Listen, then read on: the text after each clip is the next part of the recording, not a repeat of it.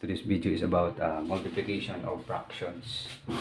So, kung mag-multiply ito of fractions na ay dua ka step.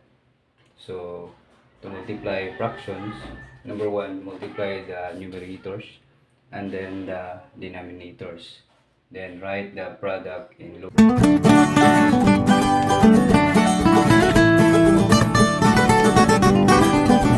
Lowest term if possible.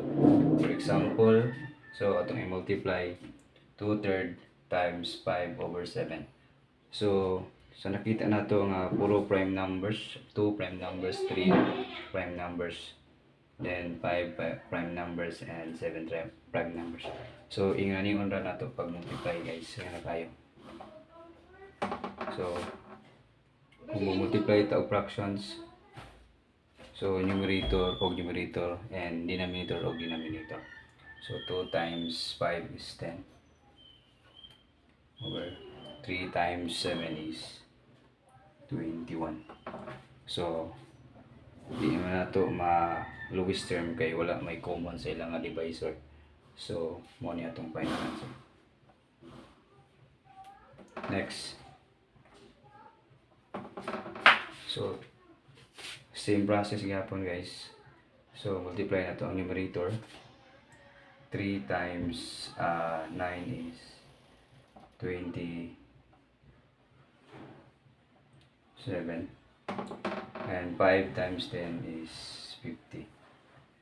So since wala gihapoy common nila duha, so mo na itong final answer. Hindi na ito maluwis term.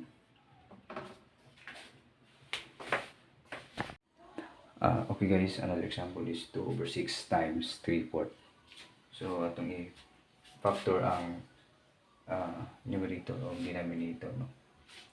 And then i-cancel na ito guys. So inani on the pag-answer siyempre. So try na ito factor. So 1 times 2 times 3, factor na ito ang 6. 2 times 3, and then 2 times 2. Next, cancel na to ang common. Cancel 2 na by 3. So ang nabilin 1. Ang nabilin is 1 over 2 times 2. So next, 1, kaya itong 1, and then 2 times 2 is 4. So ang atong answer sa 2/6 times 3/4 is 1/4. So mo na atong answer.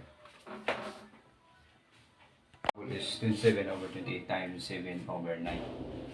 So una tong button is piyo na to 27 times 7/28 times 9. So sunod na itong button is atong i-factor ang 27 ug ang 28. So factor sa 27 is 9 times 3 times kupyang 7. Next is ang factor sa 28 is 7 times 4 times 9. Next, so nakita na to nga na common 9. X is napoy 7. So i-cancel na to ang mga parihas.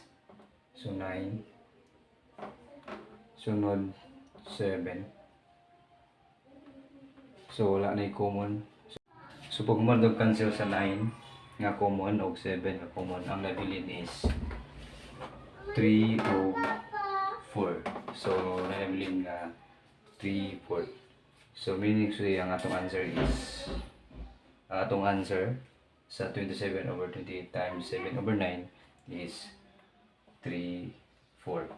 Muna itong answer. Today's video is about multiplication of fractions. So kung mag-multiply ito of fractions na ay dua ka step. So to multiply fractions, number one, multiply the numerators and then the denominators. Then write the product in lowest term if possible. For example, so atong i-multiply 2/3 times 5/7. So nakita na to nga puro prime numbers, 2 prime numbers, 3 prime numbers, then 5 prime numbers, and 7 prime numbers. So inganingon ra na to pag multiply guys. Kaya na tayo. So kung multiply ta og fractions, so numerator og numerator and denominator og denominator. So 2 times 5 is 10 over 3 times 7 is 21. So di man nato ma lowest term kay wala may common sa ilang nga divisor. So mo ni atong final answer. Next. So same process gyapon guys. So multiply na to ang numerator. 3 times 9 is 27, and 5 times 10 is 50.